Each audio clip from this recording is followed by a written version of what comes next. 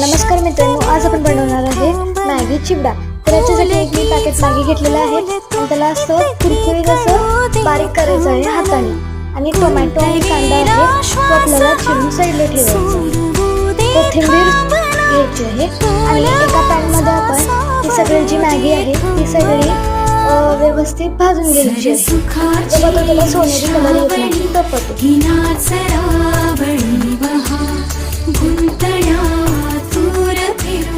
त्याच्यानंतर जो मॅगी मसाला मसाला आहे तो आपण एका साईडला वाटीमध्ये काढून घ्यायचा